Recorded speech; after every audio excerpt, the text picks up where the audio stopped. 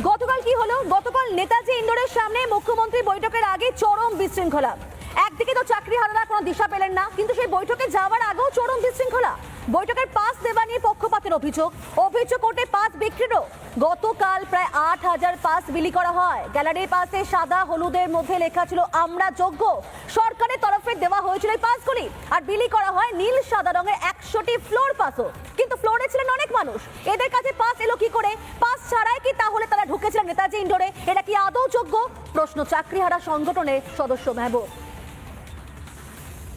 গতকাল দু রকমের পাস আমাদের হাতে এসে পৌঁছায়। একটা পাস যেটা হলুদ রঙে, যেখানে আমরা যোগ্য লেখা রয়েছে, এবং আরেকটি পাস নীল রঙে, যেখানেও আমরা যোগ্য লেখা রয়েছে। একটি ফ্লোর পাস, একটি গ্যালারির পাস। কিন্তু এই পাস ইস্যু করলো কারা, কাদের হাত ধরে হলো? একটি পাস ইস্যু করেছে সংগঠনের তরফ থেকে, যে সংগঠন ১২,০০০-এর বেশি মানুষ যারা চাকরি হারিয়েছেন, পিটিশনে ছিলেন, তাদেরকে নিয়ে কাজ করছেন বা তাদের সঙ্গে রয়েছেন, সেই সংগঠনের তরফ থেকে পাস ইস্যু করা হয়েছে। আমাদের সঙ্গে মেহবুব বাবু রয়েছে। দাদা, আপনাদের তরফ থেকে একটা পাস ইস্যু করা হয়েছিল, এই পাসটা কতজনকে নিয়ে হয়েছিল, ঠিক ডিটেলসটা কি একটু বলবেন? আমরা যেহেতু ওই ইন্ডোর স্টেডিয়ামে ডাকা হয়েছিল আমাদেরকে, আমরা বলেছিলাম যে ওই ইন্ডোর স্টেডিয়ামে যে অযোগ্যরা থাকবে না তার কি গ্যারান্টি আছে।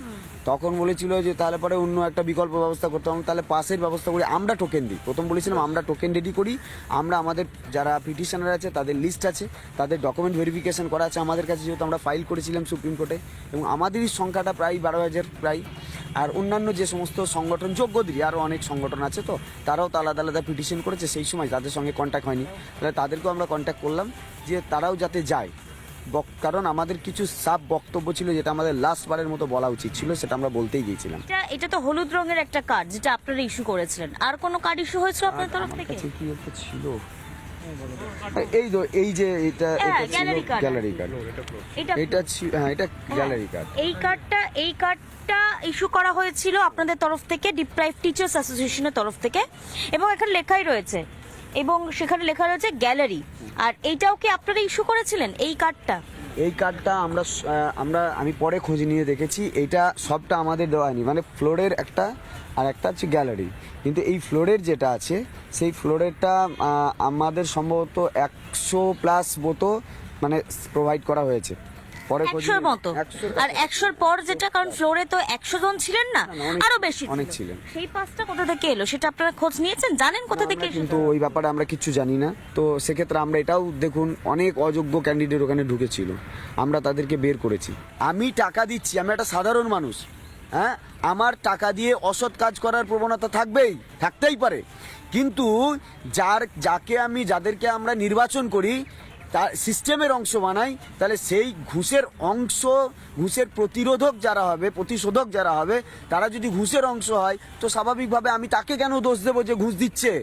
তাকে আমি ওই জন্য বলেছিলাম, যাকে টাকা দিয়েছো তার কাছে যাও, এখানে তোমার কোনো কাজ নেই। কারণ এই অযোগ্যদের জন্য আমাদের চাকরি গিয়েছে। আর আমরা কালকে বক্তব্য দিয়েছি, ওখানে বলেছি, আমাদের লাস্টতম বক্তব্য ছিল, ওখানে আমরা বিরিয়ানি খেতে যাইনি। আমাদের লাস্ট স্পষ্ট কিছু বক্তব্য ছিল, সেটা আমরা বলতে গিয়েছি। না বলতে গেলে আমাদেরকে অন্যভাবে তাগিয়ে দেওয়া হতো, কারণ আমরা এমন একটা জায়গায় আছি, আমরা শাসকের কাছে গেলে বিরোধীরা বলছে, আর বিরোধীরা বলছে আমাদের কাছে এসো, শাসক বলছে বিরোধীদের চক্রান্ত। জায়গাটাই জায়গায় এসছে, সবাই আমাদেরকে নিয়ে খেলা করার একটা জায়গা তুলছে। আমরা এটা জায়গায় আসছি না, আমরা মরণপর জায়গায়, মানে একটা মৃত্যুর জায়গায় আছি। এই যাদের তরফ থেকে পাস ইস্যু করা হয়েছিল তাদের কাছে ফ্লোর পাস ১০০টা থাকলেও তার বাদ বাকি এতজন ফ্লোরে কি করে ছিলেন বা কারা ছিলেন, এই বিষয়ে এখনো পর্যন্ত ধোঁয়াশা কোনোভাবেই কাটেনি। ক্যামেরায় মোহিত চিত্রের সঙ্গে পিঙ্কি অধিকারী, রিপাবলিক বাংলা। নানা ধরনের কন্টেন্ট দেখার জন্য লাইক করুন, শেয়ার করুন আমাদের ফেসবুক পেজ, সাবস্ক্রাইব করুন আমাদের ইউটিউব চ্যানেল। পাশাপাশি অন্যান্য ব্রেকিং নিউজের জন্য অবশ্যই চোখ রাখুন রিপাবলিক বাংলায়।